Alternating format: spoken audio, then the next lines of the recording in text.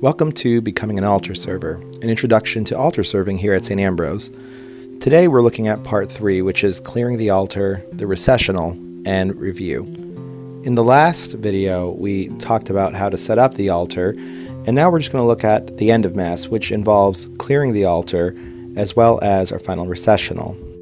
After the offertory and after the altar servers wash the hands of the priest, things are going to proceed basically the same as it normally would at Mass, except you're going to stand at the side of the altar.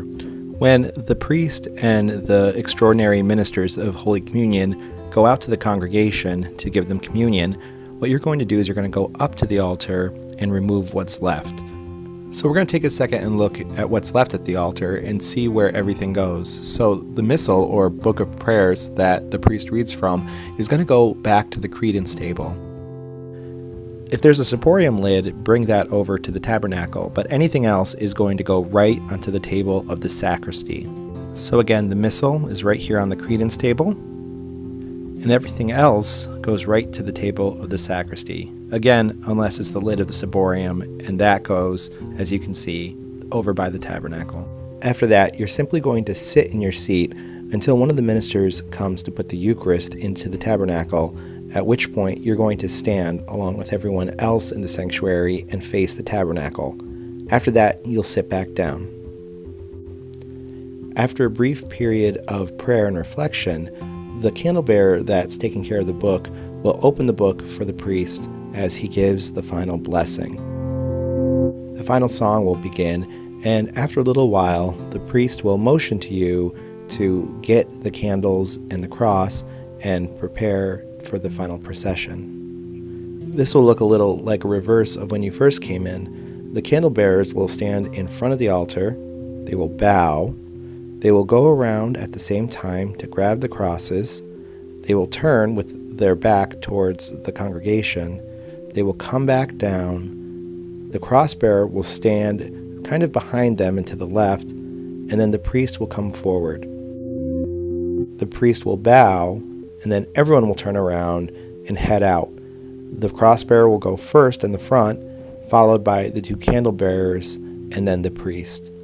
At this point, you're going to head to the back of the church. When you get all the way back, extinguish your candles, then you can bring the cross and candles back to their proper place. If the weather is good, you can get back to the sacristy from the outside, or if the weather is bad, you can just use the side aisle. And that's basically it. Now, let's just take a minute and review everything you've learned. When it's your day to serve, come in 15 minutes early and then prepare yourself. And afterwards, make sure that the other altar servers have everything on correctly. Determine who's going to be the cross bearer, who's going to be the candle bearers, and who is going to take the book. Light your candles in the back of the church, and then when you get the motion, process into the church. When you reach the front of the church, the cross-bearer will stand a little to the left and just after the first step, while the two candle bearers are going to come up to the altar, wait for the priest, bow with the priest, and then put everything away. The candle bearers are going to go up the steps, place the candles down at the same time, turn around with their back to the congregation, and come back down, bow, and head to their seats. The cross-bearer is going to place the cross down in the back base, then return to their seat. Everybody's going to remain standing. The altar server to the priest's left will help with the book, leaving it open whenever the priest motions, and when finished, we'll put the book away. You're going to follow along with all the gestures of the Mass, and from there, proceed as you normally would at Mass. After the universal prayer of the church, everyone will sit down and you will head back to the credence table to begin setting up the altar. There is a special order that you should put everything onto the altar. You should begin with the missal and then place the chalice, the pall, and the ciborium. You should take off any ciborium lids and place them by the tabernacle, and then you'll put down the cups as well as the purificators that go with the cups. Don't forget that the chalice needs a purificator too. When you're done setting up the altar, you're going to sit back down at your seats until the priest gives you the signal to grab the cross and candles and process out to the middle aisle so that the bearer of the gifts can bring the gifts of bread and wine up to the priest.